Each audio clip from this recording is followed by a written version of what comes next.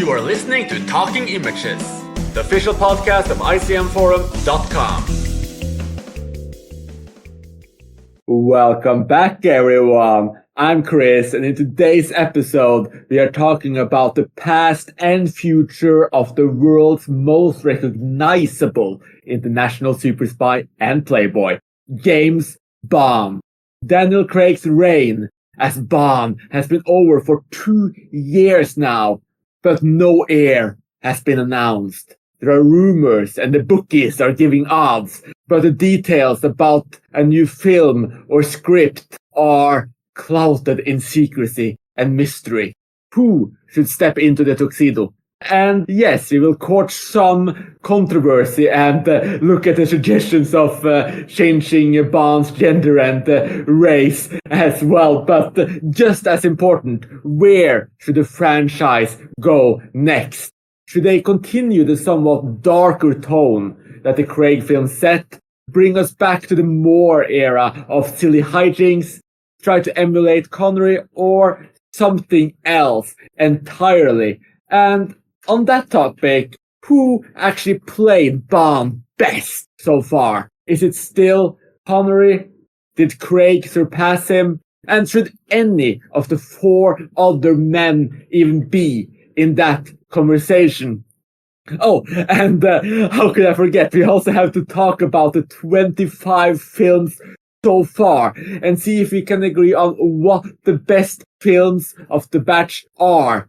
And be warned, I already know there are some rather controversial opinions in the mix here. So join us as we talk best Bond film, the impact of the final film, No Time to Die, and the future of the franchise.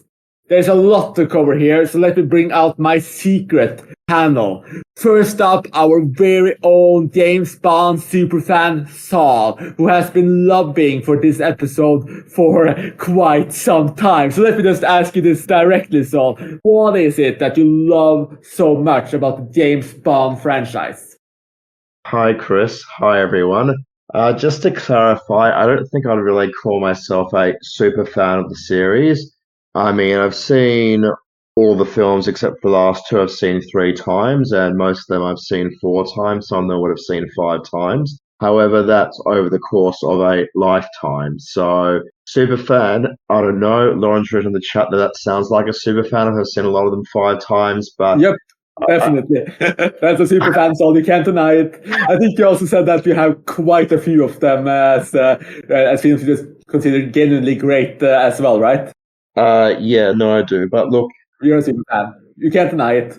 A lot of what about seeing a lot of times is about growing up with the series. You know, I first saw my first Bond film when I was 10 years old in cinemas. And I just, ever since I've been getting into film, I've been watching the Bond movies. So the things that I've grown up with, even though, I would have seen the classic Connery ones 5 times, that's 5 times over a 20 or so year period. So, I mean, I guess it averages out to once every 4 years, which is a lot, but still, it doesn't seem to me quite a lot as some of the other films that I've seen 10 or 11 times. So, it is a lot, but I guess it's not that much. And I guess I am a fan of the series. Otherwise, I wouldn't have gone back and rewatched every single film 3 times. So I guess I am a bit of a fan. I don't know if I'm a super fan, but there are... All right, regular fan. I mean, Adam suggested in the chat that you might be sitting in a tuxedo right now. Is that correct?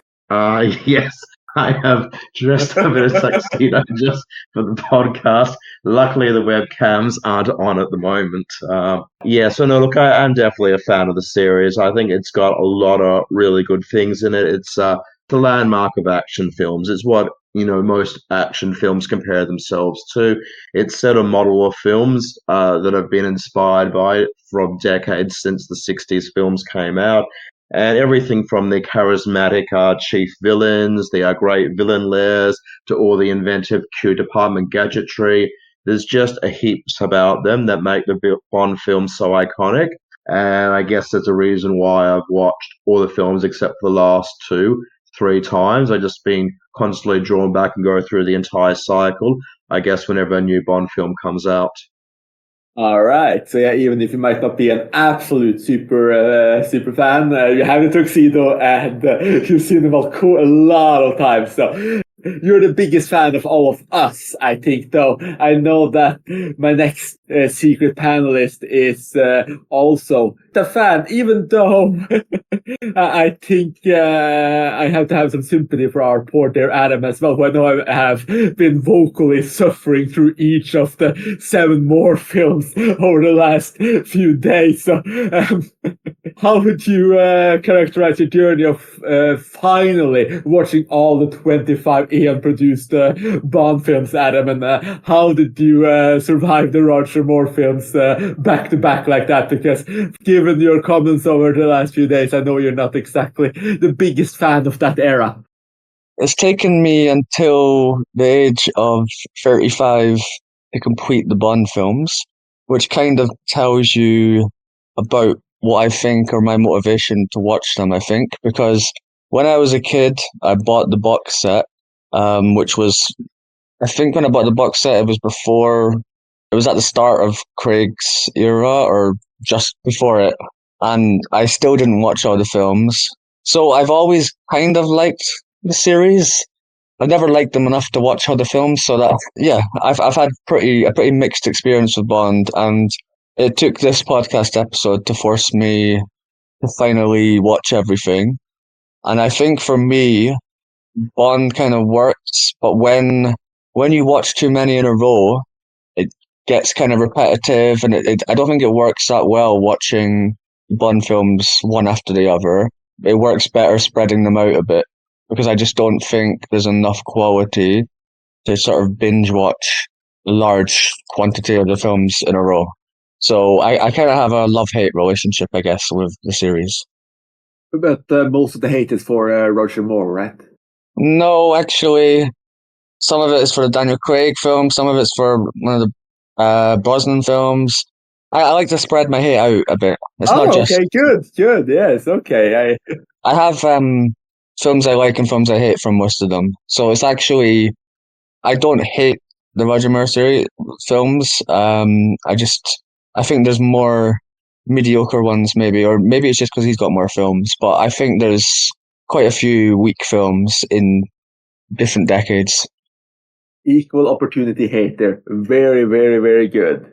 And last but not least of our super secret panel, let's bring in Lauren, who may just be making me look a little bit less as a naysayer in this episode, because I believe she rates essentially every film lower than me. And if you're a Bond super fan like Saul or beyond him, you might not like Lauren and myself that much at the end of this episode. But Lauren, and don't worry, I'll take some of the heat away from you too by some of my negative opinions throughout the episode too. But what would your overall assessment of the Bond franchise be? Well, I actually was just having a look at how many I watched this year, and I watched 15 of the 25 just this year for this podcast. And before that, most of them were just in the last few years. I've just never really watched many previously. Just found them really boring. And and like Adam was saying, they're not great to watch all in a row. It's really exhausting. And and for me, I just found them too samey, especially the sort of 70s and 80s. I find them really repetitive, really dull, and Bond's kind of creepy. And I like a couple of the films, but overall, they're just really meh. Ooh, Bond's kind of creepy might just be a possible title for this episode. I suppose I'll offer my overall assessment as well, which is that I partially agree with Saul that it's definitely a benchmark for action films. I mean, at the time the early Bond films came out, you obviously had the Harry Palmer films coming out around the same time, and honestly, I prefer the Harry Palmer films to the early Bond films. That might be a very controversial take, though obviously Bond had a far more everlasting impact. I do agree with Lauren that the series got quite repetitive, especially in the Moore era where there was just a lot of gadgets and silliness. I think I lean more in preference towards the Daniel Craig era where they changed the formula a little bit, but I think we'll get into that more with the next question, which is, who do you guys actually think is the best Bond? So before we do anything else, like, are there anyone here who thinks that Sean Connery is not the best James Bond? Me. Ooh, okay. I might say me as well. I think it's a toss-up between him and Craig. Anyone else? No, I don't think Connery is the best Bond, but it's hard to elaborate on in just a yes or no answer. Oh, okay. So that's 3 possible no's. So are you the only one who thinks Connery is the best Bond here, Adam? Well, I guess I'm kind of biased because I'm Scottish. So, but it's not just that. I think Connery had the most. I don't know. Yeah, I think his early the Connery films, the best ones, were really great as standalone films. It didn't rely on being Bond films to kind of hold them up. And I think the fact that he was the first Bond makes a difference to how I perceived him. And I think he had I think he had more about him than the rest of the Bonds. It doesn't necessarily mean I think he was the best or most accurate portrayal of Bond, because, you had like Dalton, and early Craig was supposed to be a bit more accurate in terms of being like Bond.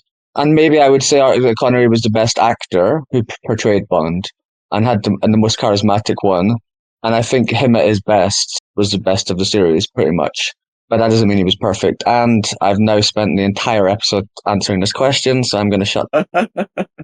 Well, I can go next, because for me, like I said, I'm torn between Sean Connery and Daniel Craig. And yeah, like you said, I mean, Sean Connery gets such a boost from just being the first Bond, because he gets to kind of set the benchmark for what Bond should be and what they associate with him. And I would say that the charisma he had, he just seemed really, really effortless. He drew attention to himself in a way that none of the other ones really did, except maybe Craig, but in a different way. I mean, I think why Craig ties in for me is that the portrayal is different. I don't know if we're going into other Bonds at the moment, but for me, Craig had 2 amazing films, and had that kind of high level of quality in his films throughout, then I would be putting Craig better than Connery, or at least level with Connery. But for me, Daniel Craig was like, had so much potential, so much promise as Bond, and it wasn't fulfilled. And his weaker films bring down my opinion of him. But certainly Craig at his best. The best Craig films are also brilliant as well. Just like, yeah, they're a Skyfall and Casino Royale, they're 2 of the absolute best. I just think the rest of the films let down his time as Bond. Well, I mean, Sean Connery did The Diamonds Are Forever, but yeah, I mean, as I was saying, I mean, I think Daniel Craig had an intensity that Connery didn't do. And I think that Daniel Craig I'm not sure if Daniel Craig is a better actor than Sean Connery. That might be a little bit extreme, but I think that Daniel Craig, in the role of Bond, does more with his acting skills than Connery. I mean, Connery's best roles are not in James Bond. It's in his, the various dramas he did over the years. He's been able to bring out some absolutely fantastic performances. I think in the Bond films, Connery really has just the aura and the charisma and the suave attitude, and he just is Bond. But Craig managed to bring in something more vulnerable and dark in a different way, and I think that's why I'm definitely very much drawn to Craig as well. And I do actually partially disagree with you on the Craig films, so we'll get into that in a later point. What about you, Lauren? Because you and Saul picked different actors. Who is your pick for Best Bond? I actually don't know. Oh, okay. I've been trying to make a decision for like the last week, but I don't actually know, because I like 3 of them, I suppose, but for like really different reasons. See, like Sean Connery, I agree with some of the good things about him as Bond, but his Bond is really rapey, and I just every time he does stuff, I'm just like, ugh, and I just can't deal with him. And for my favorite though, I'd maybe pick Daniel Craig, because I think his Bond kind of sits to the side, like he's not the front and center. It's like the action and the plot is the main focus, not Bond and his quips and that stuff, which I don't really like. But I also liked Brosnan because I actually thought he had the most charisma out of all the Bonds, and he was the most like fun, but his films are a mixed bag. And then I also really liked Dalton because I thought he was just like, he had a bit of spice, and coming off like Roger Moore, who's just really, really bland, Dalton was just a really nice change. But yeah, ultimately I'd probably just pick Craig because he's the least Bond-like of the Bonds. But then I also really like parts of Brosnan, so yeah, I don't know, that's sort of my answer. Wow. So everyone except Moore and Lazenby, essentially. I don't think like Lazenby just didn't get a chance to, like, I don't actually even remember him in that film, so I just think he didn't get a chance really, but that's not his fault.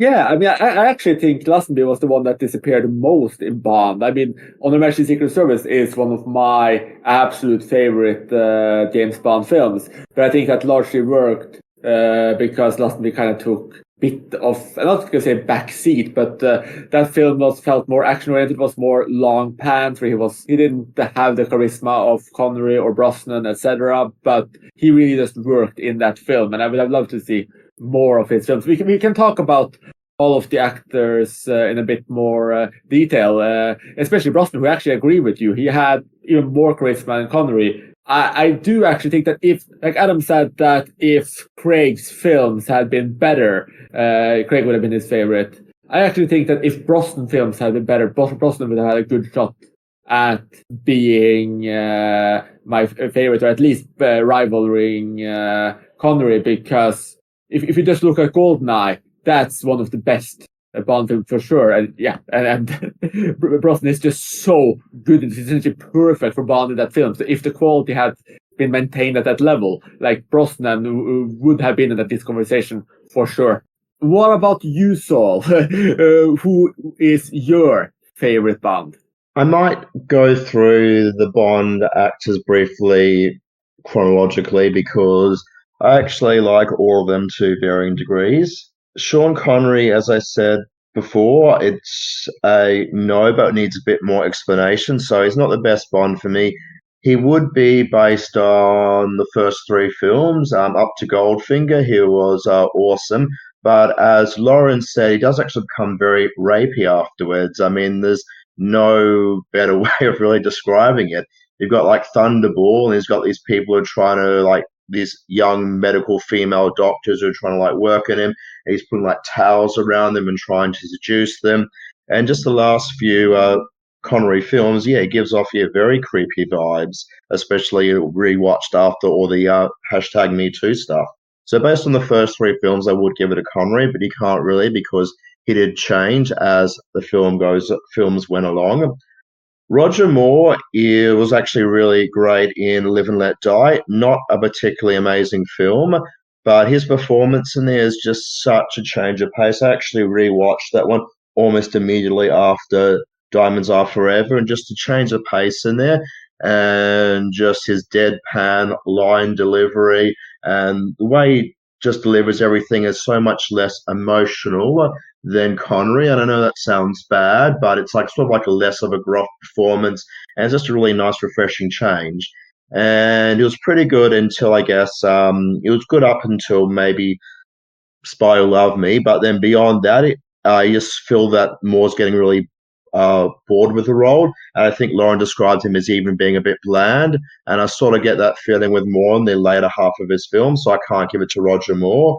I just realised that I have skipped George Lazenby, and I agree with Lauren with Lazenby. You can't judge him properly because it's just one film that we're judging him on.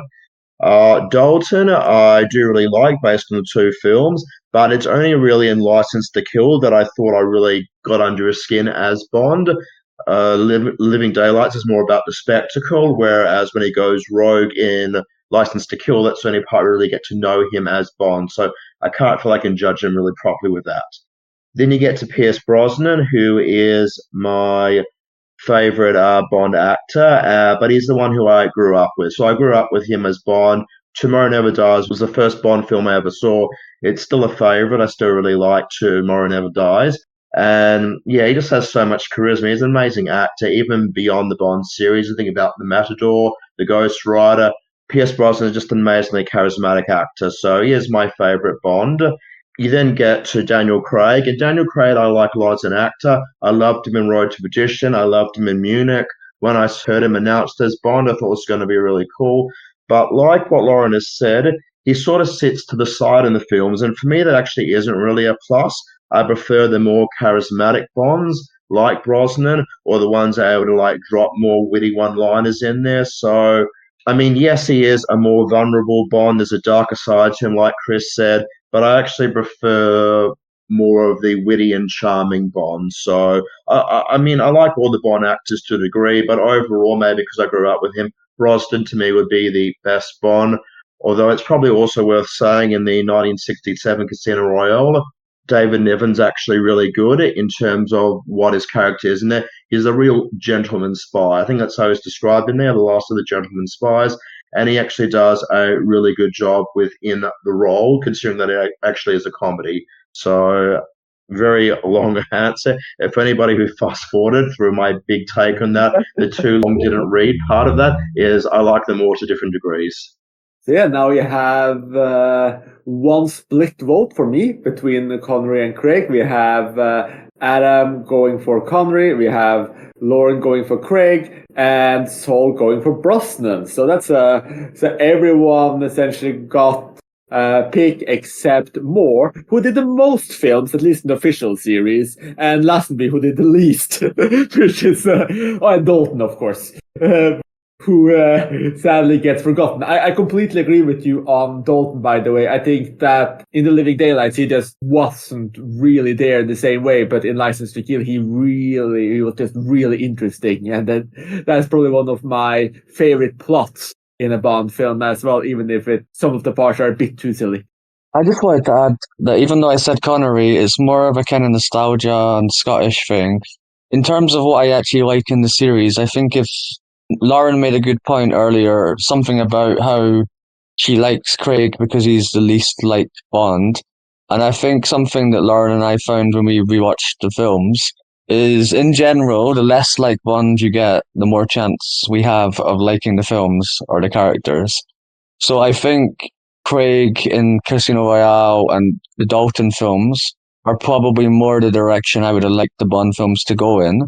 So Dalton, his films are decent without being amazing, and he didn't get a long enough run, but I think I'm more drawn towards that kind of portrayal of Bond. I just don't quite think the films were good enough or as good as some of the other actors' films. So I have a kind of mixed feeling. I don't really have a particularly strong favourite.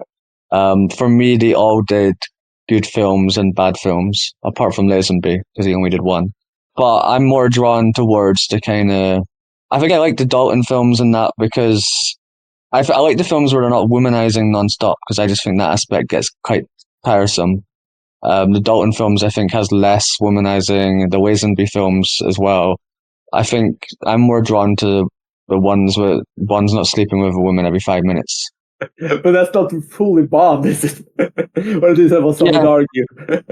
But the point is, I think, for me, and probably Lauren as well, the further you move away from the traditional idea of Bond, the more chance we might actually like it. Because the traditional idea of Bond, he's actually just a bit of a creepy kind of... a bit of a dick, basically, you know, whereas I feel like Lazenby played him in a different way, Dalton played him in a different way, and I prefer that kind of portrayal. And yeah, Saul was mentioning Dalton. I think Dalton films are decent. Yeah, in terms of Bond, I think they're decent films. They're two of the better ones. But I don't think they're incredible films. And if they were standalone films, I don't think they'd be amazing. But I would have them in the top 10 Bond films. So I like them, but I don't think they're like amazing or anything. And if they weren't Bond, I don't think I'd think maybe 7 out of 10 or something like that, you know. Yeah, that sounds about right for me too. And I might be inclined to agree with you too that the further it takes us from the original Bond, the more I might be inclined to like them. But I'm not 100% sure. And let's see where the franchise goes in the future as well. But to flip the tables then and discuss the worst Bond, just to check, is there anyone here who does not think that Roger Moore is the worst Bond? Yeah, look, as I mentioned before, I do like all of them to different degrees.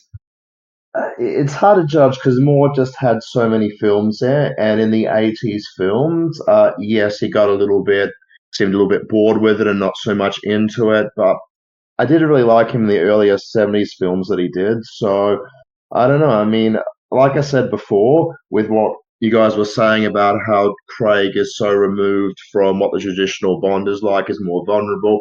It's more of a plot surrounding him than being about him. So I tend to think maybe Craig would be my least favorite, just because just in terms of what the actor is, not in terms of the films themselves, because 2 of his films are among the 10 best Bond films. So not about the films themselves, but just as how much he's bringing to the role. Yeah, I don't know. I don't really see much of it in there. But look, it's hard because I do like Roger Moore a lot as an actor. He's done a lot of good films outside the Bond series, which he doesn't always get credit for. So I don't know. I mean, I can't really choose a least favorite. So I mean, if I did, it might be Moore, but it might just be Craig because he's so out of it in terms of being about what Bond is about in terms of a traditional sense. All right, so that was a very controversial take. I wasn't expecting, but yeah, so it might not be more for Saul, but is more the worst Bond for the rest of you? I think it's hard to compare because he did the most films, and I think what you generally see, in my opinion, is the longer someone does Bond, the more chance of them doing sort of weak films. In my opinion, apart from Lazenby and Dalton, because they only did 1 or 2.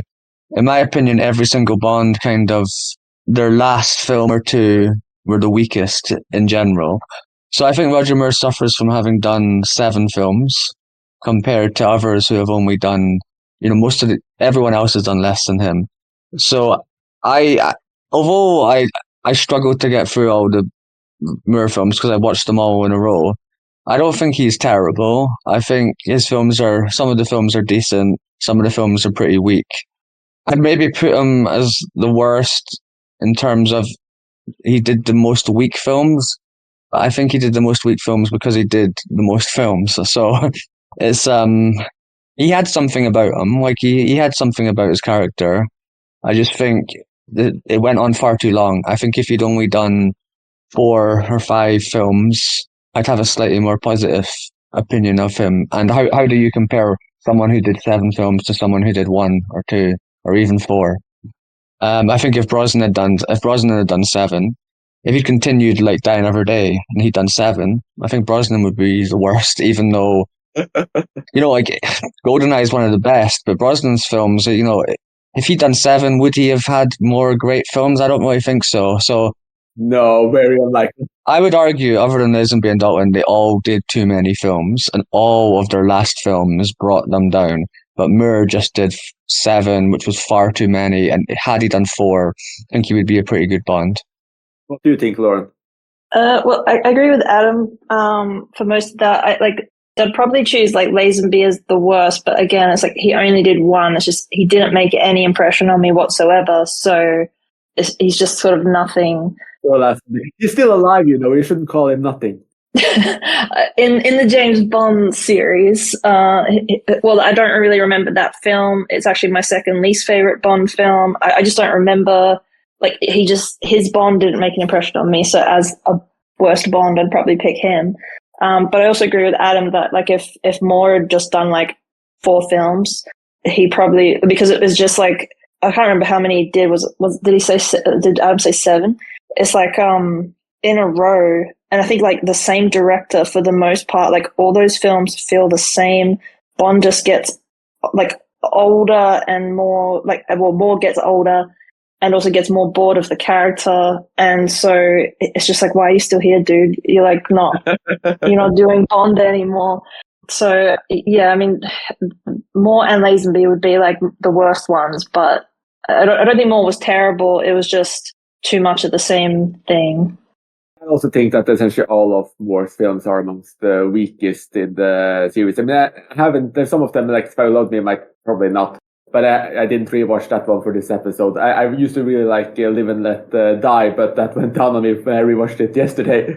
Largely due to that absolutely horrible sheriff, though, not Moore himself, which we can discuss a little bit later. But yeah, Moore started off as a rather good Bond. I mean, in the early scenes in Live and Let Die, he actually looks younger than Connery somehow, even though he's older. I mean, I think that's the only time they actually replaced Bond with an older actor. And it worked. It worked for a while. I think that for Moore, a part of the problem was the material he had.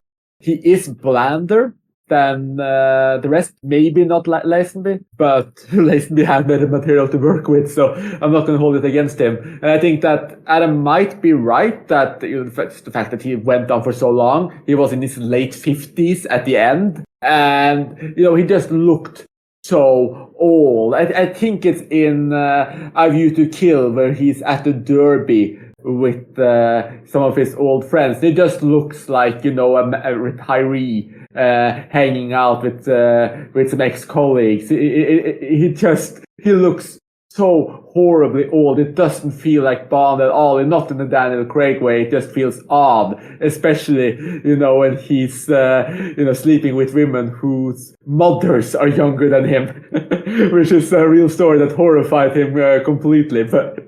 But yeah, it's more, I agree with you. He went on for too long and it got worse and worse and worse. And by the end, it's just, I just didn't get why he was there anymore either.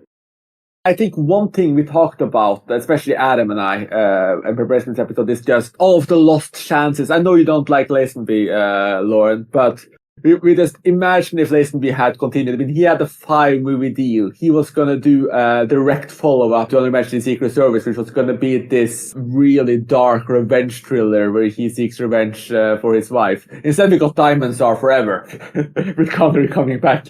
I mean, I'm just like, if they had just never gotten more, if Sean Connery hadn't come back for Diamonds Are Forever, if they had just followed Lazenby for a few more films, I think the franchise would have been much better. Or just even if he had come back for that one dark revenge thriller, I think that had the potential to be one of the best. What do you guys think? Yeah, I think Chris has already said it, but the biggest thing for me that was missing in the entire series was, you had On Her Majesty's Secret Service. You had obviously the ending to that, and it was perfectly set up for Lazenby to come back for another film, like a revenge film. And it could have had so much meaning, so much emotion. And I think it would have been, if Lazenby had got even 2 films, one of them is a revenge film, I think it would have been a brilliant. There was a real missed opportunity from Lazenby not getting that second one. It's one of the reasons for me Diamonds Are Forever is one of the biggest letdowns, because you had this incredibly profound kind of moment on Her Majesty's Secret Service, and suddenly here's this ridiculously jokey, stupid kind of jokey film. And not just that, like a jokey revenge as well. Like, I think the opener of Diamonds Are Forever is the worst one, because you have all of these freeze frames where he's just, where is Blofeld? Where is Blofeld? He just pushes people places. And it's just like, is this the follow-up? What is this, And I think what happened, I could be wrong, I kind of think what happened is there was a negative reaction to Connery leaving and Lazenby coming in. And I kind of feel like they did On Her Majesty's Secret Service and then sort of pretended it never happened and just got Connery back and just sort of brushed off the events of On Her Majesty's Secret Service in a few minutes and moved on to a kind of jokey film. The other thing I wish is, I wish Dalton had got another film. At the same time, I wish Dalton had got another film, but it wasn't GoldenEye, and Brosnan had continued with GoldenEye, because that's one of the best. But I wish Brosnan had got another film, because I think there was all these like legal battles or something with the Bond franchise, and eventually I think he quit because it took years for them to make another Bond. But I think Dalton getting another film would have been really cool. At the same time, I think there's some kind of appeal to Lazenby only having one, Dalton only having two, because you always kind of hold them up. You always think the quality they had in those films would have continued. And had Lazenby or Dalton done five, we'd probably be here saying, oh, they should have stopped after X number of films. So there's always, I think there's something in the Bond series, there's something good about Lazenby only doing one, because it makes him unique, and it makes you kind of wonder where he could have gone. And in reality, had they stayed for a few films, they probably would have made a couple of good ones and a couple of mediocre ones. So, but yeah, for me, Lazenby doing a revenge film was the biggest thing that we missed out on. Dalton doing a third film would have been great. Certainly Connery shouldn't have come back. Moore should have stopped earlier than he did. But yeah, that's the biggest thing for me in terms of what we could have changed. But ultimately, for me, I think you'd have to remove a good 5 or 10 Bond films to make the series better. So I think, in general, there's just a bit too many mediocre ones. And in terms of things that could have been changed for the better, I mean, before Ian bought the films, I mean, Ian Fleming was trying to court Richard Burton to play Bond and to get Alfred Hitchcock to direct. Hitch turned it down because he was going to do Psycho. I mean, obviously, I would prefer Hitch to do Psycho to Bond, but like the idea of Hitchcock doing Bond with Richard Burton, I think that probably would have been the best film of the series, obviously, no doubt. Interestingly, I mildly disagree with Adam about whether it would be good to have a second Lazenby film that's all about revenge. I guess it'll depend how it was done. I mean, On His Majesty's Secret Service is definitely, for me, one of the top 5 best Bond films. But what worries me, and I think we're going to get to it a little bit later on with worst Bond films, is that I absolutely hated Quantum of Solace. And that one is a revenge-themed sequel to, again, one of the great Bond films. So I sort of feel that if we did get a sequel to Our Majesty's Secret Service, it would probably be a disappointment like that. So I'm kind of happy with the Lazenby venture just being a standalone one by itself. But on the same account, it is a bit weird how the whole wife thing isn't actually brought up until very late into the more span of films. And I know that the second time round when I was going through the series and I watched Diamonds Are Forever straight after On Her Majesty's Secret Service, I didn't like it too much. And then when I rewatched it earlier this year, when I watched it for a third time, I actually gave myself, I think, 5 or 6 weeks in between the two films. And I actually really liked Diamonds Are Forever because I was viewing it more on its own terms rather than as a film that's coming straight after this really great, unique, very different sort of Bond film. So I don't mind it being in there. It's not the strongest Connery film. It's not the weakest Connery film either.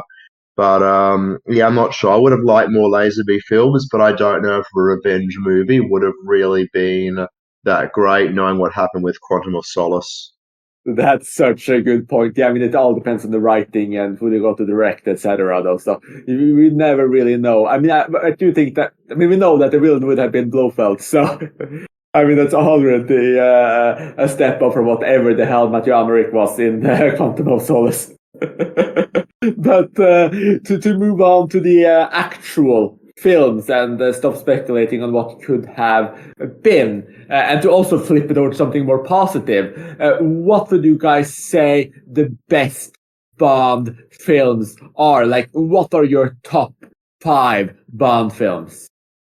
Top 5 Bond films, it's good to be able to give out that many because towards the top it is very hard for me to judge. But I have got a ranked list on Letterboxd because I decided after rewatching the series earlier this year, getting through it all, I'll try and put them in order.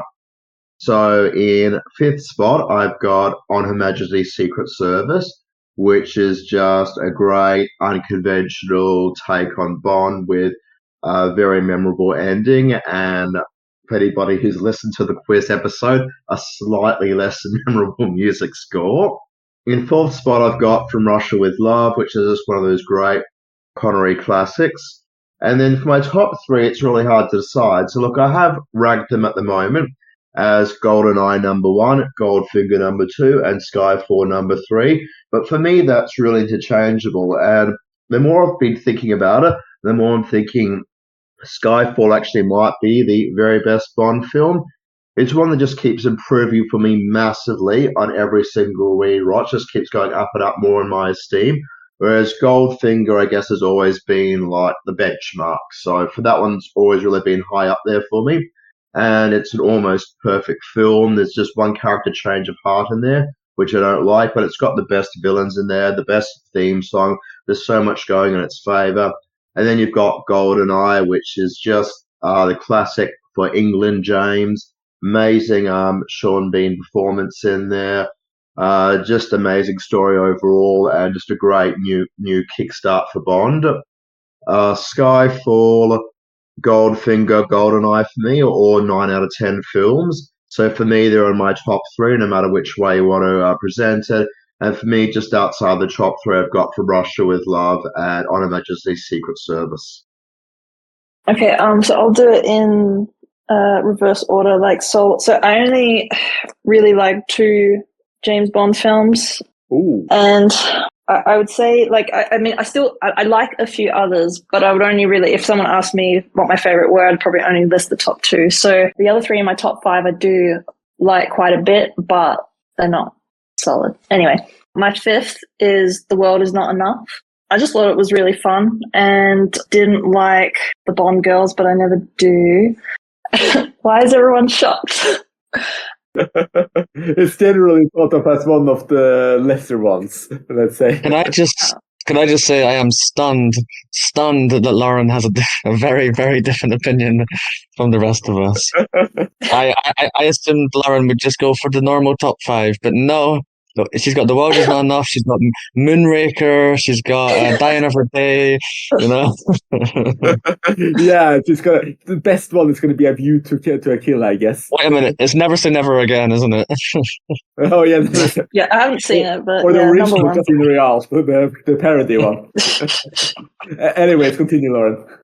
Okay. I just found that one fun, but I also, coming off the Moore films, which I found really boring, I found just all the 90s films really refreshing, and The World Is Not Enough. I just enjoyed it. And my 4th is Live and Let Die. I thought it was just really quirky and out there, and just it had some style and a cool atmosphere to it, and none of the older Bonds really had that. Yeah, I just thought it was it was just fun and something different. My 3rd is The Living Daylights. And I liked it because, again, coming off the Moore films, I just call them the Boar films. It was more of a generic kind of spy action movie, but I liked that because I don't like whatever the Bond formula is. So, yeah, I just even though it was sort of a generic spy plot, it was just cool, and Dalton was cool. So now I get a little bit more typical choices. So number 2 for me would be Skyfall. Originally I had this lower in my top 10, but I rewatched it last week, and I actually thought it was really, really good. And again, it's an atypical sort of Bond film. There's not really a Bond girl. There's no romance threaded throughout. It's just a character-driven action thing, and it's really fun. And number 1 is Casino Royale. This was one of the first Bond films I saw, and I liked it then, and I still think it's the best. And again, it's just it really, the 90s films were fresh from the Moore films, and then Casino Royale comes along and it's just completely different to everything before that. And again, I don't like the generic Bond formula. So yeah, and I really felt that just that Daniel Craig sitting aside as Bond, just keeping him there. He doesn't even feel like Bond. It doesn't feel like a Bond film, and it's just a really focused, tight action film. And it's pretty good, and probably has the best Bond girl as well, which usually is what drags down all the films for me. So yeah, that's my answer. Okay, I'm not sure on the order at all, but I'm gonna cheat, and I'm gonna say a top 6 because I think there's 6 that are easily above the rest. So I would have number 6, Skyfall. Yeah, Skyfall's brilliant, great villain, great story. Then number 5, From Russia with Love. Number 4, Casino Royale. Yeah, it brought something, kind of like Lauren said, it brings something incredibly different to the series after Brosnan's films kind of faded in a pretty bad direction. Suddenly getting Casino Royale, totally different type of film. I thought it was amazing and an amazing reboot to the series. From Russia with Love, I don't know what to say. I just think it's a very good film. I think it works without being Bond. It's just a good standalone film. Number 3 would be GoldenEye.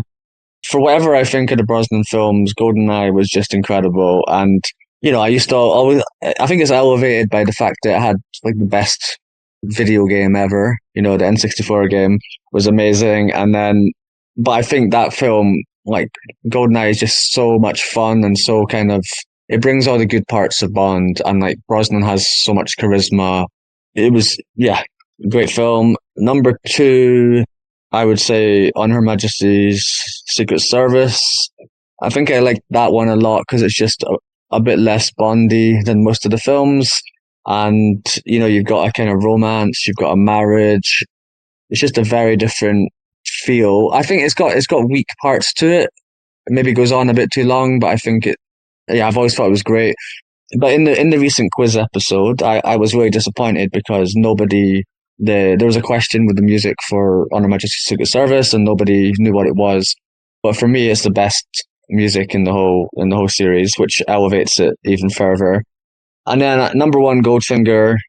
Again, I'd have to rewatch these specific films to sort of change the order a little bit. But Goldfinger, I mean, amazing theme tune, great film as well. So for me, 100% it's those top 6. It's just the order of them could easily change. But for me, they're all easily above anything else in the series. And, wow, yeah, now I feel bad. Okay, like, On Her Majesty's Secret Service might be number 1 Soul, but Soul's making me, like, feel very guilty about not choosing it. So if George Lazenby is listening to this, okay, which is he still alive, right? He's still alive? Yes, he's 83. Okay, if George Lazenby is listening, then On Her Majesty's Secret Service is number 1, okay? Very good. Without rewatching it, I'm not sure, but yes, fine. George, I'm really sorry. But yeah, I think after I've done this, I think we should give Saul a number 6 choice because he was quite upset that I got to choose. Wait a minute, he wants 7. All right, wait. So do you want? No. So like okay, like I know what we need. So do you want a top 25? Okay. I can read them out. So I can see that Soul share. No, let's all do it. Let's all do it. I got my time. I got my moment with the number 6. Okay. So give us your top 10, okay? Top 10. Oh, really? Well, I can if you guys want me to, but it's not going to be most of it except for one pick's probably pretty conventional. So number 6, I've got Casino Royale, which is definitely a great film, but I'm very partial to the original, which is maybe why I don't like as much as most people. Number 7, I've got License to Kill, great Dalton film. Number 8, Tomorrow Never Dies, incredibly underrated. Our first Bond film I ever saw, and I still think it's brilliant. Number 9, I've got The Spy Who Loved Me, the only borderline great Roger Moore film. And number 10, I've got Living Daylights, the other Dalton film. All right. Yeah, I didn't rewatch Tomorrow Never Dies for this episode. That might have been interesting.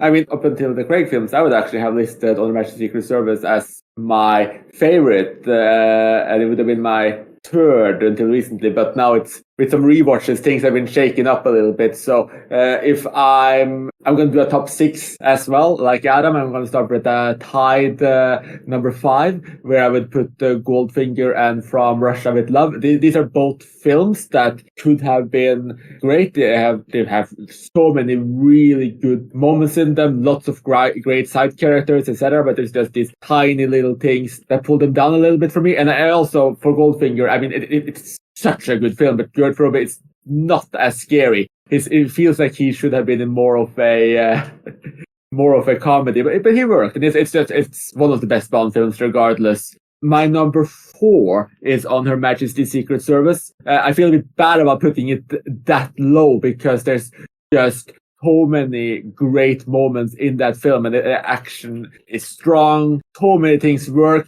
As with most Bonds, the romance leading to marriage was the one thing that was off there for me. It didn't fully fit, though the ending still hits well. My number 3 is Goldeneye. I agree with pretty much everything you guys have said before. Sean Bean is a great villain. Here is just pulled just below greatness for me, in part just because of Famke Janssen's Xenia, which just feels like she should have been in the Roger Moore series. She's just a bit too exaggerated and silly. Pretty much everything else, including Alan Cummings' comic relief character, worked for me. It's just such a polished, great film. I mean, they have scenes, like, it's so impressive. They have scenes in Goldeneye, which would just have been rolling my eyes at in the Moore series, like where he's Bond is in a car chase with a tank and he drives under a statue, and for a while he drives a tank with a horse with wings on top of it. And it's genuinely awesome. So full on credit to Goldeneye, and also it's worth noting that it's directed by Martin Campbell, who also did Casino Royale. So that's definitely a great choice for director for the franchise. For my number 2, I was struggling a bit with which one to pick, but I'm going with Skyfall for my number 2. Like Adam said, fantastic villain with Javier Bardem. I think Judi Dench is phenomenal in it. She steals the show from Daniel Craig, to be honest. And yeah, it's just such an emotional film. I think the entire final act of Skyfall, where they go back to his ancestral home and they have this much darker shootout. It's emotional, it's eerie, it goes places that no other Bond film ever has. It's also a good point that it doesn't really have a Bond girl, but it has one, the henchwoman that Bond flirts with and kind of seduces. But like that's done by the halfway point. It's just a very different direction for Bond, and it worked so well, delivering on emotions, something that Bond generally struggled with, at least until Daniel Craig. And then my number 1 has to be Casino Royale. Again, Craig delivering something that was never really seen before in the franchise. Eva Green is definitely one of the very best Bond girls in a romance. I can believe far more than any of the others. Matt Mikkelsen is one of the very best villains. He's so eerie, and the plot structure keeps you on your toes. It just does so much right. Unlike so many of the other Bond films, which are just all about action and silliness, like all of that's largely removed. And in Casino Royale, it's a huge portion of it is, playing cards and suspense. And Craig handles it so well. So Casino Royale, it reset the franchise, and it did it just with fantastic style. And if there's no comments on any of these, I think we can flip it over to the worst Bonds then. And we don't necessarily have to do a bottom 5. Just shout out, guys. Just what is the worst Bond film in your mind? Is there one that is miles below everything else? You can also mention more, and feel free to also mention which disappointed you the most if you just had really high hope. As mentioned earlier in the episode, I do think that Quantum of Solace is miles below the rest. I mean, yes, Die Another Day isn't a great film. Moonraker isn't a great film. A View to a Kill isn't a great film, but, at least those ones tried to be a little bit goofy and tried to be a bit interesting. For me, Quantum of Solace was just a very bland revenge tale that didn't even really feel like its own film. It felt like an extension of the earlier movie. It didn't really get to its own groove or anything. And it was the shortest, and it also felt the most rushed to me. So that one is by far the worst for me. Other people will probably mention Moonraker, A View to a Kill, and Die Another Day, so I probably don't need to say what's bad about those ones. Yeah. Also, my bottom 5 is Thunderball. I did like it a bit more this time round, but all those long underwater scenes, and also it's the one where Connery gets the most rapey. So for me, that rounds up my bottom 5 Bond films. So my bottom ones, I mean, Die Another Day, just the biggest pile of crap ever. I mean, it's the worst lines. I mean, the lines are just so terrible, and then the special effects. I mean, atrocious. Yeah, pretty much every. I mean, I think pretty much everything about the film is absolute crap. And if anyone like Saul was going to defend it, well, they're wrong. So Yeah. Well, so listed as one of his worst as well. Also one of the worst songs. Yeah, it's a very strange song for a Bond film. It's kind of catchy, but that doesn't mean it's good. Yeah. I think my second worst is like, well, maybe this is controversial considering what people think of it, but Spectre. I really hate Spectre because, you know, they bring back Blofeld, they bring back Spectre, and they completely waste the opportunity. Like, it's been decades since they've used Blofeld, and it could have been amazing, and it's like they've got the rights for it, so let's just shove it in and pretend that every single Daniel Craig film has been about Spectre and Blofeld. It just kind of ruins what's come before it. And I just think like Blofeld's terrible in it. Oh, and the romance, yeah, it's the worst romance in the whole series. It's like he meets this woman 5 minutes later. Oh yeah, he's in love with her without any character development whatsoever.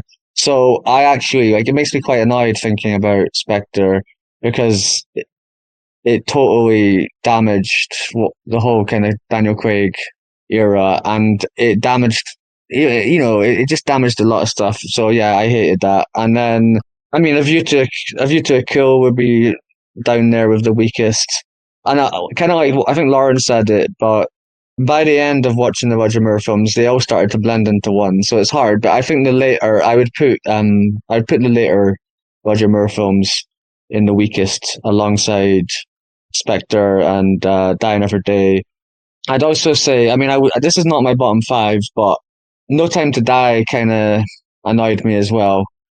The World Is Not Enough is weak. Quantum of Solace is weak. I think No Time to Die is weak and takes Bond in a weird direction. But yeah, Die Another Day, Spectre, A View to a Kill are probably the bottom three, and then you can chuck in some more Roger Moore films, maybe one of the Brosnans. Yeah. I mean, I actually like Spectre and No Time to Die. They're not great, obviously, and the writing in Spectre in particular, there is some really ridiculous stuff there. Like, I agree with you, the romance just doesn't work at all. They managed to get Christoph Waltz as Blofeld. That's one of the best actors that's been in the franchise. He's done phenomenal work as villains before, as villains that would really fit into the Bond franchise as a whole. He plays it in the most boring way imaginable. So I just don't get what they did there. But like when you have like the Roger Moore films, I cannot put it as one of the worst. That's all I'm gonna say about it. It suffers by being a Bond film because it might have worked better as a completely different sort of series, as a standalone film, but it just does. It does a lot of damage to the continuity of the films, and the whole kind of claim that all of the Craig era has been about Spectre. It just No, I'm just going to say I actually disagree with that because I think it fits. I mean, they pretty much added Quantum. I mean, yes, Quantum of Solace is one of the worst films. But they added Quantum, the Quantum organization, specifically as a kind of a replacement for Spectre, so that Quantum is like another name for Spectre or a subsection of Spectre. That kind of fits because Quantum was obviously behind Casino Royale and the second film. So the only thing that really feels slightly out of place would be the Silva move in Skyfall that he was involved with them, because that was just such a personal vendetta. So what about you, Lauren? What's your least favorites? Well, my answer is what Adam has been waiting for this whole time. I feel like my bottom 10 are probably like all my least favorites because they're just the ones that bored me the most. I don't hate any of them, but there's some that I just wanted to end. So my least favorite is Moonraker. I did like some of the moon stuff, but it was the most boring to me. I just really didn't get into it. And I also just remember not liking much in it either. My second least favorite is On Her Majesty's Secret Service. I really hated the marriage stuff. I never liked the romance in any Bond film. And the fact that he got married just didn't, it was just dumb. Didn't convince me. I guess I liked elements of this one, but the ending was the worst thing I've ever seen, which was No Time to Die. The ending just really brought it down for me. And what Adam was saying, what he didn't like about Spectre, I didn't really like about No Time to Die because it made it more it kind of made it more serious and important to his character when I didn't think it was. And yeah, the ending was just so awful. And that bringing back a Bond girl who sucked and had a really unconvincing romance. I don't know what they were thinking. I might just quickly jump in on Moonraker because it is definitely one of the least great Bond films, definitely of the classic era. It's the weakest. What Lauren said about it is mostly true. The space scenes are more interesting than everything else in it. But the other thing which is interesting about Moonraker is it's mostly a comedy. It's about 75% goofy comedy, about 25% serious drama. I think they got such a knee-jerk reaction, and then you had For Your Eyes Only immediately afterwards, which has got almost rid of all the comedy altogether. It's like the more films became slightly more comedic with every venture, from Live and Let Die all the way up to Moonraker. They started introducing more and more comedy, but with all these pigeon double takes and goofy reaction shots, by far Moonraker is the most comical. And yeah, so that for me didn't really work, even though I'm partial to the 67 version of Casino Royale. Just all the comedy in Moonraker does bring it down. Anyway, what about you, Chris? What are your weakest Bond films? My least favorite Bond is actually relatively undisputed for me. I have one that's below everything else. I mean, if you include the Casino Royale parody, that would be my least favorite, which I wish also can disagree with, but I'm not going to. So my least favorite is A View to a Kill, which is a film that had the worst Bond girls, was too over the top, more looked so old in it. It just was ridiculous. It didn't feel like Bond in the worst possible way. He just felt like an elderly gentleman. It was just utterly terrible.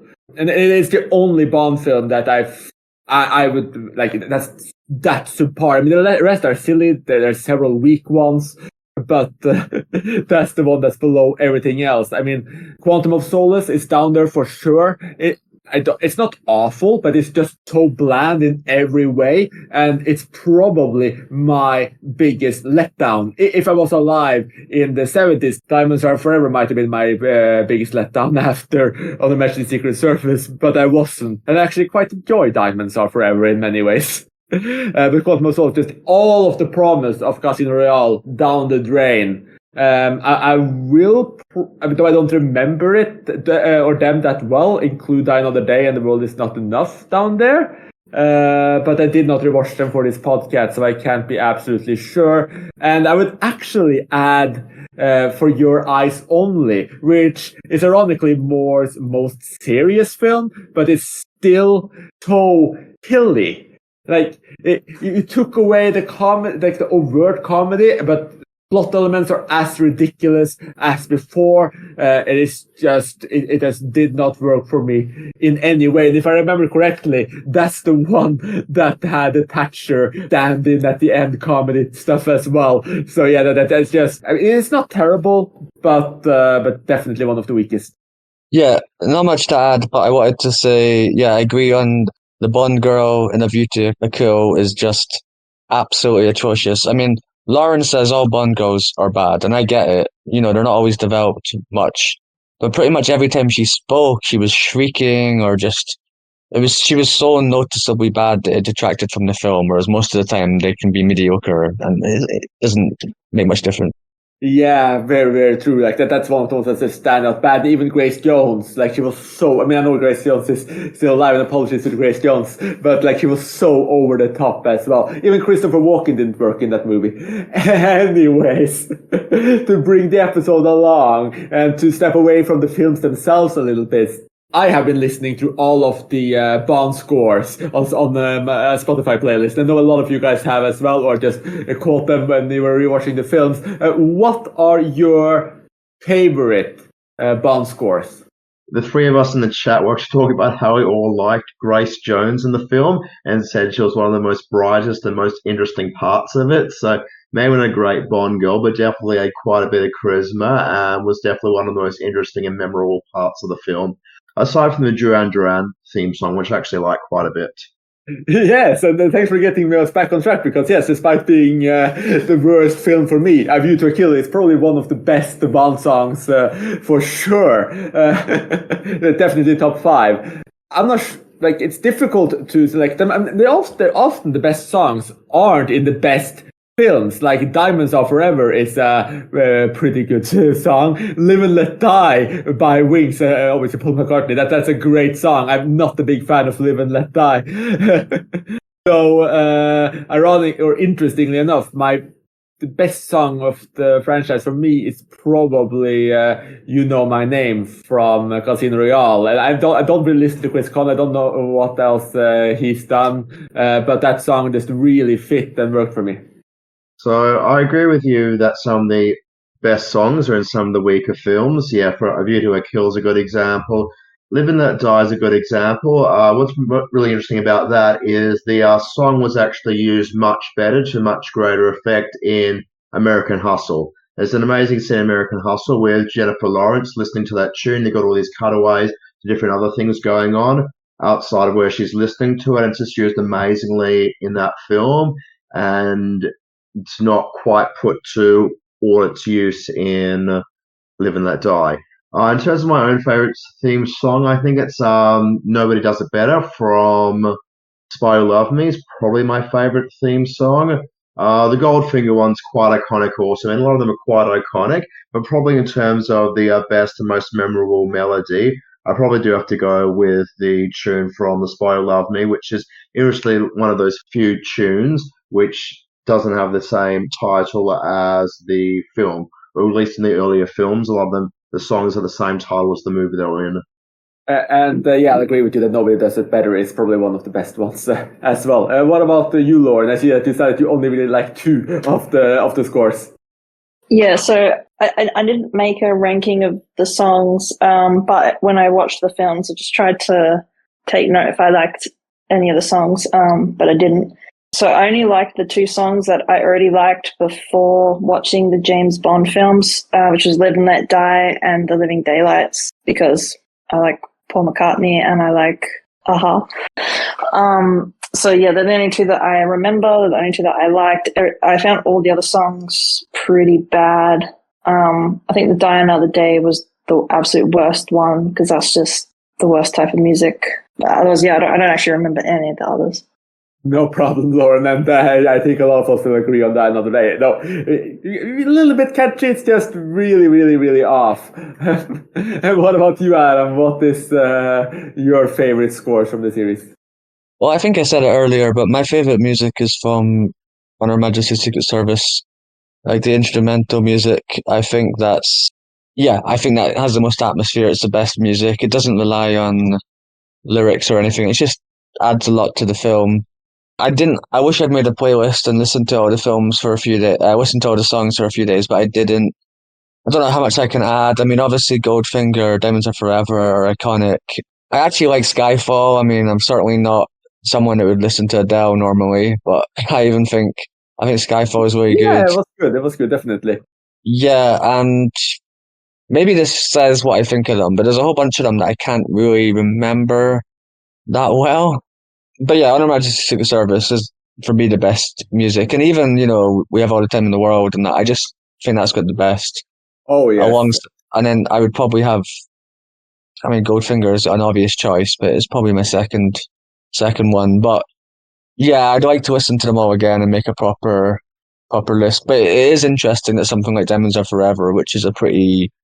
I think if you ask people who aren't big Bond films, they kind of assume Diamonds Are Forever is one of the best because they think of the theme tune. So sometimes the legacy of a film, I think, is brought up a little bit by having such an iconic and memorable theme tune like Diamonds Are Forever.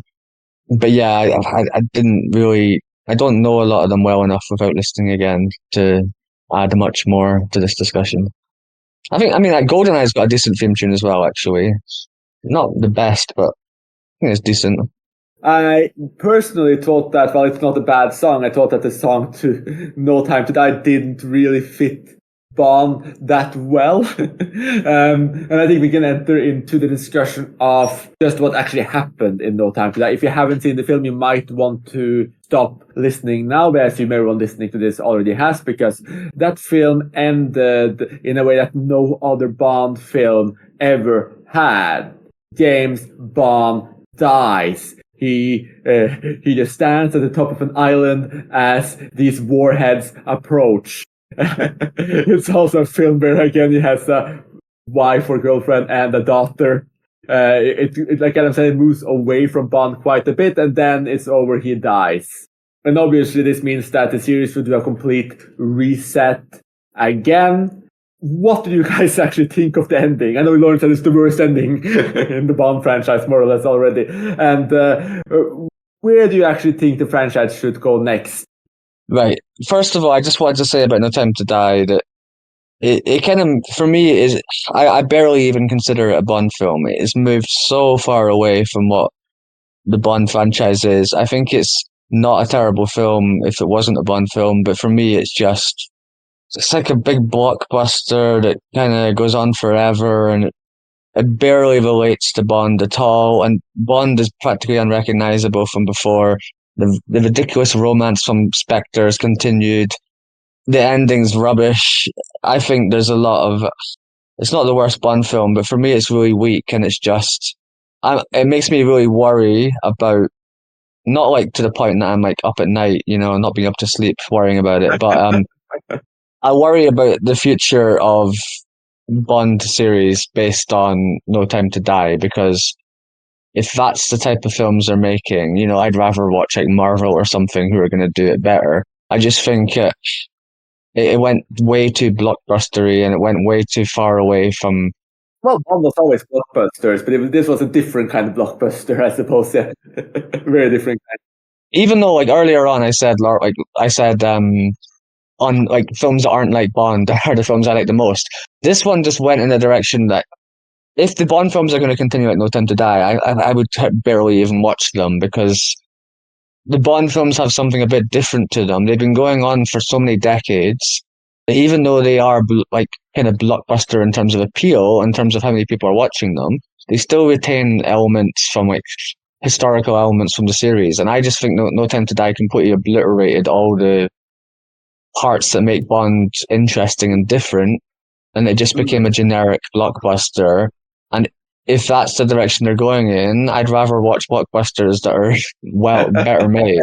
But for me, the weaker Bond films, at least they're part of the Bond series, and they've got something that makes them interesting. For me, it's just a pretty mediocre blockbuster that's barely a Bond film, and yeah, it gave a bad taste for me the last couple of Craig films, and it makes me think. I really hope they try to do some sort of big change in style when they do the next Bond. Yeah, I would assume they do. We will get to that a little bit later. I do partially agree with you at the very least. I mean, I like the movie more than you for sure. I think that the opening action scene is great, and I actually thought the ending. Well, I think they made the wrong choice for the franchise. Especially the final scenes after he dies. Those are really off. I did actually have a bit of an emotional payoff for me in some ways. So I don't think it was a terrible ending. I just don't think it fit. And I agree that it didn't feel like a Bond film. Though, like you said earlier, that can be a good and a bad thing. I mean, Skyfall pretty much obliterated everything that's about Bond that's Bond as well. I mean, he didn't like the last 70 minutes didn't have a Bond girl in it. And it's about his relationship with M, and it's really emotional. So I think you can go very far away from Bond and make it great, and you can go very far away from Bond and make it more mediocre, or a bit more too similar to the big regular blockbusters. So there's a lot of ways to go away from Bond, and No Time to Die probably wasn't really it, though. I still enjoyed most of it. To one extent or another. What about you, Lauren, since you thought it was the worst of all? Like, what was your feelings about the ending? Yeah, I really hate the trope in films where there's a guy, a woman, and a child who's like usually his, and he sacrifices himself to save them. I hate that trope so much, and that really just made me really angry, and it just was out of place in a Bond film. I didn't feel true to his character. And also because I wasn't convinced with his relationship to these people. Like, he didn't even know the kid. Like, I don't care. I don't care about these people. Why does he care about these people? I haven't seen that. So that annoyed me.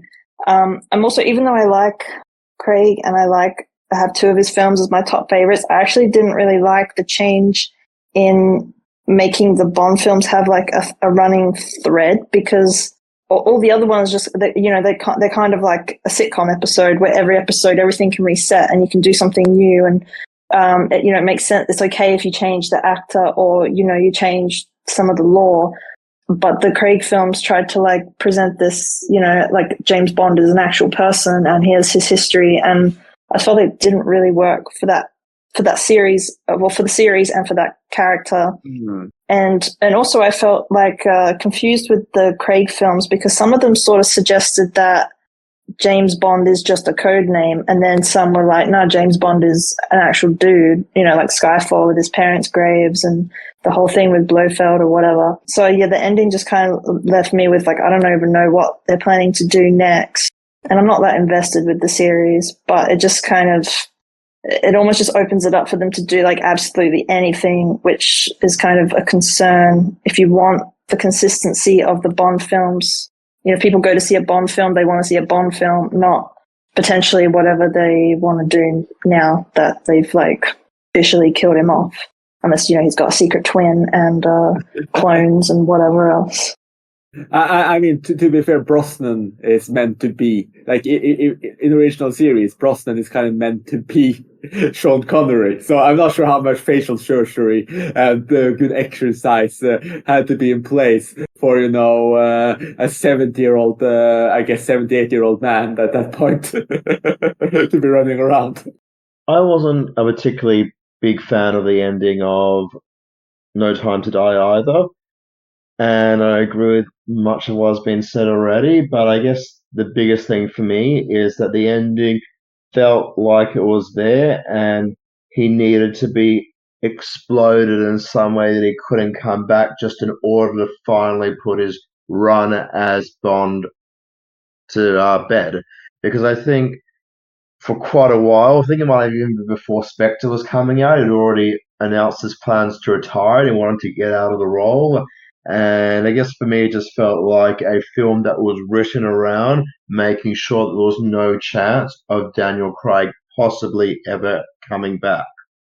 And it just felt a bit weird because, like Adam said, a lot of it's not really like a Bond film. He's not part of the organization. He's coming in, he's had his like own personal private life, and then he's coming back in. And then, like Lauren said, we don't even get to know his child that well or what's going on with his background drama. So it is a very strange Bond entry. And for a Bond entry, it's got one of the weakest villains imaginable. I mean, Rami Malek has done some great work, and I'm not thinking about Bohemian Rhapsody. I'm thinking of things like Short Term 12. He has done some great work as an actor. But his performance and his monotone line delivery was just really uninteresting, and it's sort of the antithesis of the Connery Bond films, which are all about the big lairs and megalomaniac villains who are very charismatic and over the top. So, yeah, if it is the end of the franchise, it is a disappointing end. I did sort of like the film, but it's a bit hard to judge because I watched it in cinemas, and when you're watching in cinema compared to on home video, it's hard to really compare and contrast. I mean, I liked Spectre more the first time around when I saw it in cinemas, but upon rewatch, I agree with pretty much the consensus on it that it is a weaker Bond film. So I understand why the ending's in there, but for me, it was just too heavily foreshadowed and just felt like a choice which was made because Connery probably put in the contract, not Connery, Craig put it into the contract that I want no possible way that I can possibly come back. So just until have quit, though. Like everyone else has quit. He didn't have to do that. Yeah, well, that's what I would think also. He doesn't have to do it because it does like kill off the character. So unless we get a sequel where he's coming back as a ghost and we get a horror turn on the franchise, or maybe that's what we actually need for the franchise to get back up and running and to get more. Yeah, or it's James Bond's daughter in the future. Like it's taken so long to get the next Bond film now that she's probably an adult very soon. In some ways, it's kind of fine to kill Bond in this way because Daniel Craig's already a reset. Like Daniel Craig's James Bond is not Sean Connery's Bond. It's just it restarted it. It becomes the 00 in Casino Royale. So is this just like a standalone series of 5 films, kinda, and they come back with a different kind of Bond? it works. It's like Spider-Man, which has been rebooted so many times. So it works. I mean, I think the only thing that really annoys me with Spectre and No Time to Die, because like compared to Roger Moore, I would say that both of these films are on par or better than the Roger Moore films. What really annoys me is that Skyfall kind of sets everything up for a new normal. Like we have Moneypenny back in the office, everything kind of set up to, okay, we're going to go back to serialized Bond in some way, and then we just get this kind of two films that's back to back, very different from the rest. It's interesting that they went that direction. It's interesting that they killed him off. I kind of see Daniel Craig's run as a separate run from the others. Like it's almost not the same franchise. So let's see what happens. And that's my last question, really. Where do we want the franchise to go, and who? Well, actually, it's two questions. Who should replace Craig? I think is like, like a continuous series where there's a film coming out every few years and you kind of know what you're in for. I think it's, it's not that terrible to have something like that, but I feel like it should go back to being not a continuous series like the Craig run. I just think it works better as standalone films. And instead of trying to do that, I don't know, it just didn't really work for me. I agree with Lauren 100%. Yeah, I think the Craig ones were let down by the continuity. I don't think there's enough character development in the series for it to really work like that. So I think they should move back to kind of more standalone stuff. I think some of my favorite films have romance. So like On Her Majesty's Secret Service and Casino Royale are elevated by the romance. One of the downfalls of Spectre and No Time to Die was the randomly chucked in romance that didn't work. So I think with Bond, they need to kind of move away from that a little bit. Romance works in Bond when you put it in every few films. They need to move away from the random romances like with Craig. They need to move away from the continuity. They need to move away from...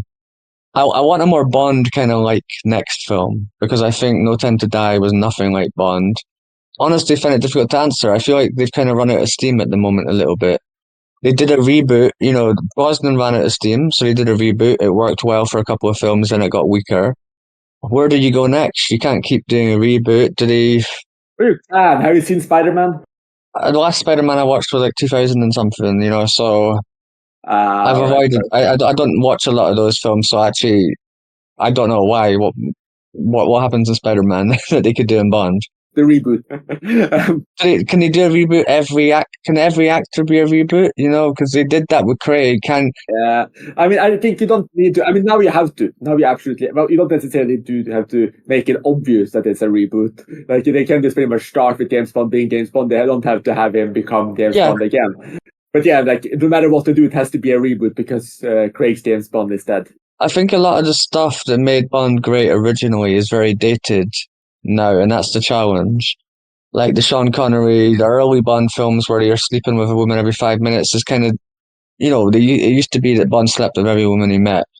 And it's kind of, a lot of the stuff that used to make it good is dated and doesn't work now. So you're trying to update it for a new audience without losing what made it good. And I think with No Time to Die, they tried to update it and they lost what made it good. So I don't know. I think I'm kind of open to them trying something totally different, to be honest. Like, I don't know. My answer is no idea. I actually think this is a more difficult position with where do you go next than it normally is. Yeah, I mean, there's a lot of that sex positivity now, so maybe Bond can be a feminist icon who sleeps with a lot of women, He just respects lots of women who like sex. But I actually have some ideas of where I would like Bond to go. But I think Saul should answer first. Well, I wrote this in the chat as a joke, but I've been thinking about it over the last few minutes. I think it actually might be good. I wrote down there that Bond needs to come out of the closet. And it actually might be a really interesting turn of events and a bit of a twist in the story if he actually was gay. Because you think about it, you've got him facing off with all these villains, you've got all this weaponry pointed at each other, and you put a bit of subtext into there. I think it actually could be an incredibly interesting turn for the series to have a gay Bond in there. I mean, yes, Adam wrote in the chat that, it would piss off the right wing. So depending who's funding the project, it might not be easy to get off the ground. But I think it would be incredibly interesting. But in terms of where the series should go overall, I would like to see a bit more comedy brought back. Not the Roger Moore 80s films level comedy and not Moonraker level comedy, but a bit more comedy, a bit less dark, depressing, vulnerable Bond. I think we've seen it a few too many times now. And like I said before, it's sort of like what the whole Craig era was about, that Bond was dark and vulnerable. I mean, I'd like to see a sort of Pierce Brosnan, I guess, because I grew up with him. I'd like to see a Brosnan or a Dalton type of Bond in there. And yes, if he was gay, I think it would make it a lot more interesting also. Yeah, you could have a Bond and Felix Leiter romance, potentially. Or I kind of like the idea of a gay Bond, partly just to piss off people and see all the negative comments. But yeah, something like that actually is quite interesting. So Adam and Solid is trolls who wants to piss people off. No, I actually think so. Makes a good point that it would take Bond and it would take the series in a different direction. I mean, maybe they can claim the whole way through he's been gay and he's just been like overcompensating by sleeping with like 7 million women. I mean, they've been teasing it for a couple of times. Like you had that semi-seduction scene with Silva in Skyfall as well. So you never know. What about Bond as a woman? Female Bond next? I think it would change the series almost too much. I mean, I don't mind, but it's not really what Bond is. I mean, in some ways, the 007 thing is quite interesting in itself. So I would like one of the better parts of Die Another Day was the female 007 that replaced him for a portion of the film. I mean, she was really good. And obviously, there's lots of 00 agents. So if they either followed her or if they added some new 007 agents to follow someone who wasn't James Bond, that could be interesting to explore. But I'm not sure if I would like to see James Bond as a woman. Yeah, actually, I mean, I don't actually want that, but I think what would work maybe is having a strong female character, like they've done in some previous films, rather than being just a love interest. You could have a strong female character. Yeah, Lauren says like Judi Dench. I mean, for me as well, like the Daniel Craig era lost a lot when Judi Dench left the series. I think that brought everything down a lot. But having another strong female character who's not just there as a love interest, I think that could enhance Bond. You need another Judi Dench type person, I think. You could even have a 008 or whatever who's a female, but yeah. I mean, 008 is someone I've been wanting to see forever because 008 always gets mentioned as being better than Bond. Like every time Bond screws something up, like his superiors go like, "Oh, we have to send in 008 now." Yeah, that's how I think it could work, though. You have a 008, you have someone like that who's a strong character rather than replacing Bond. Yeah, I mean, like even a show, like I mean, Star Wars and stuff does things with like outside of the universe, so sort of outside of the main characters in the same universe. So I mean, you could easily do something on the other 00s, and that could be interesting. But yeah, no, I think Bond should stay more or less as he is when they bring him back. What do you guys think about them? Because there's been some suggestions, obviously, casting Bond as someone who is not white. Or what do you think about that? Yeah, I don't see why not. I think I don't see any reason at all why Bond has to be white. I think it's. I mean, it is an Australian, so why not? Yeah. So yeah, I think I don't see any real controversy at all with the race. I think he could be any race. I don't think that should matter. Yeah, and I mean, I have heard that René John Page is one of the top choices. He could fit for sure. And obviously, people have been suggesting Idris Elba forever, though I think he's too old now. And I think he also said he wasn't interested. With that note, I think I might bring up the final question, and because we're already there. I mean, who do you guys want to actually see as the next one? Do you have anyone in mind? And what do you think of the top candidates? So, like, if obviously people are mentioning Tom Hardy and Idris Elba for the longest time, but in terms of the bookmakers, you have Aaron Taylor Johnson, Henry Cavill, René John Page, someone called James Norton, who I don't really know that well. So, like, who would you like to see as the next James Bond?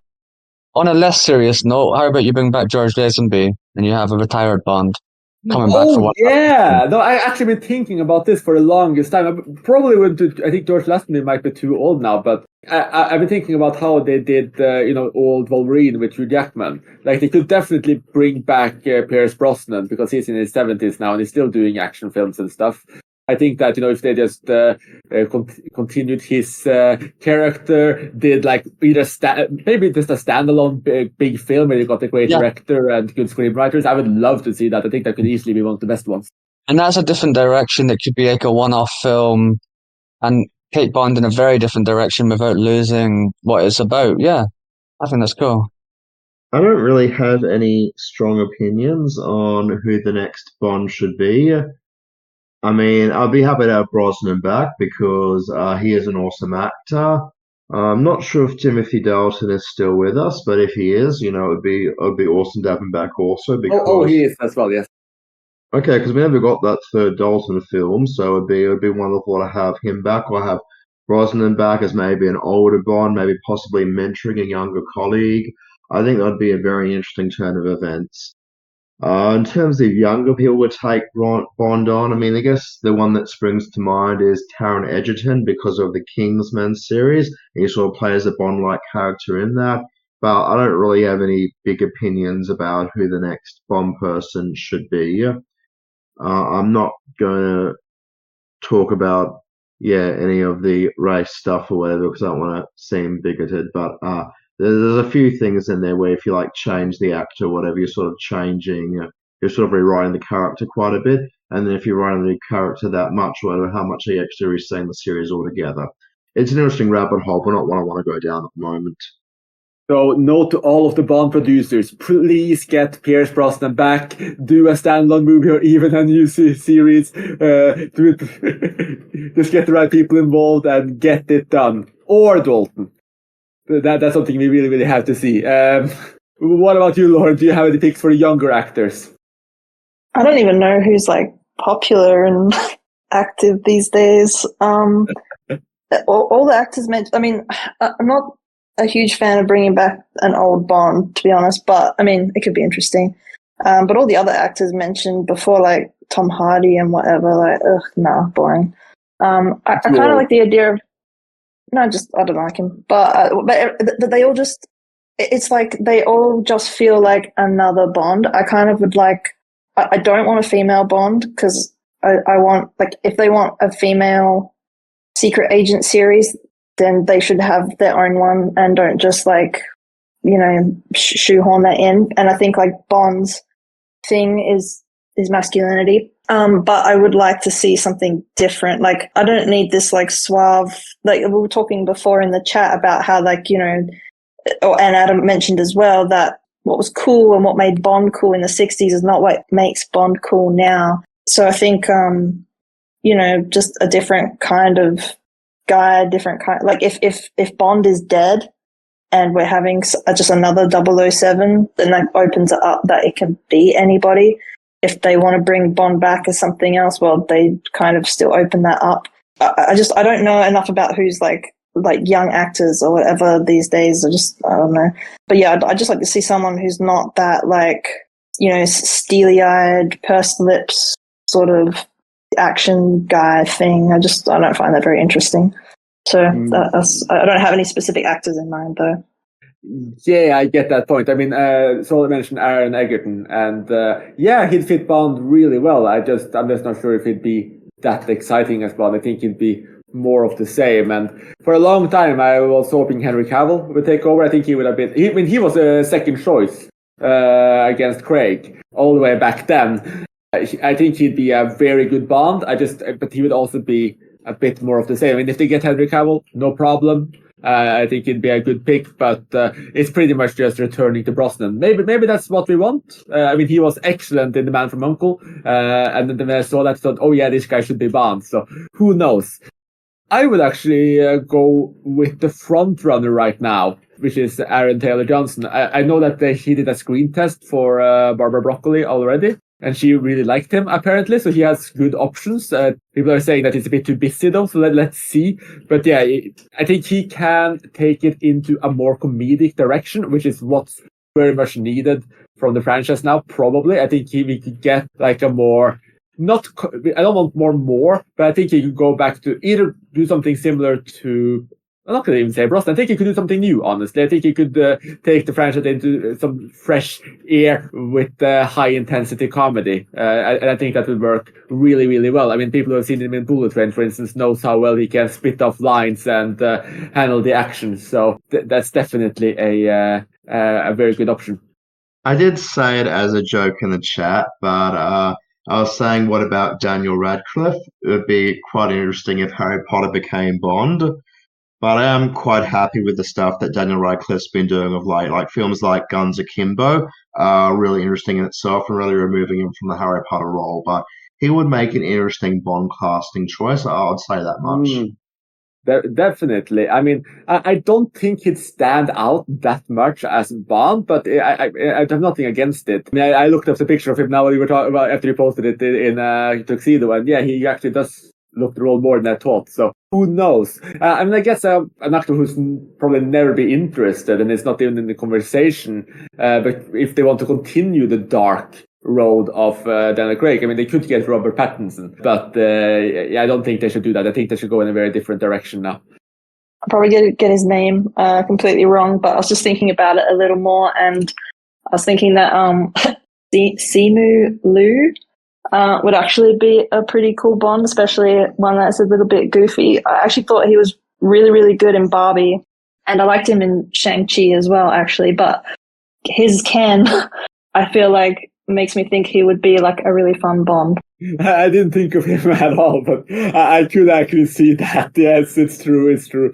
I wouldn't necessarily have any objections to that.